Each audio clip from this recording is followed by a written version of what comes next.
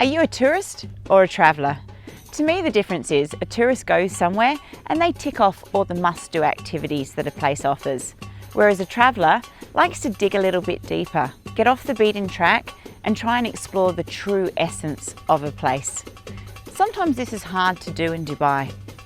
The history and culture of Dubai isn't accurately represented in most of the tourist activities and tours that you can do in Dubai, including the desert safaris. This means people have a conception of Dubai only being tall skyscrapers and five-star hotels, when it actually really does have a rich history and a culture that the Emiratis are very happy to share with you. Let me introduce you to the real history and culture of Dubai. It wasn't long ago that Dubai and the region was a very different place. In fact, it's still in the memory of people because it was within their lifetime that they were nomadic travellers, Bedouin, that survived in the harsh desert. The culture and the history is still alive and they're happy to tell this story if people are there to listen. The entertainment they had is very different to what we see with belly dancing. This wasn't of this region. Instead, they had dancing. For the women, it was the Khaliji dancing. For the men, you had yola, drumming, the traditional stick dance. All of these are actually true representations of the culture of this region. The food of the region had to be kept simple. It had to not spoil in the desert heat and be able to be transported with the limited resources that they had.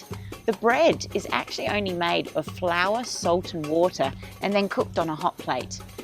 They also used a lot of dates within their culture and anything else that was available. Lamb was a big component and lamb uzi is absolutely delicious. We know in the Gulf region the falcon is a very important bird. We've seen images of them flying first class on aeroplanes within the media. It's not a surprise though that these are so important. They're so important they're actually on all the dirham bills within the UAE and on the road signs. This is because for centuries, this was the major source of food for the Bedouins. They would use these to go hunting, and this would be their source of protein. They'd also use the Saluki dogs to help.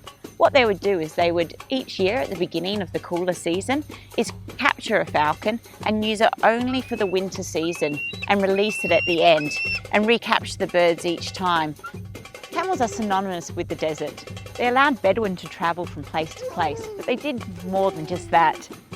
They gave milk, meat, and also entertainment in the form of racing. So these creatures were really important to the early Bedouin. They're also really fun to ride. It's not random that we use these vintage Land Rovers for our desert safari at Platinum Heritage. The reason is that they're very important to the recent history. In 1948, when they were first introduced in the UK, they were also introduced into this region. Before this time, the only way to get through the desert was on camel or walking. These go-anywhere cars all of a sudden meant that they could explore the region. You can join us every morning for a glimpse into the Bedouin life. Ahmed here is very happy to tell you tales of bygone years, as well as share his culture with you. You can do falconry, share the food, and even have a wildlife drive. We hope to see you soon.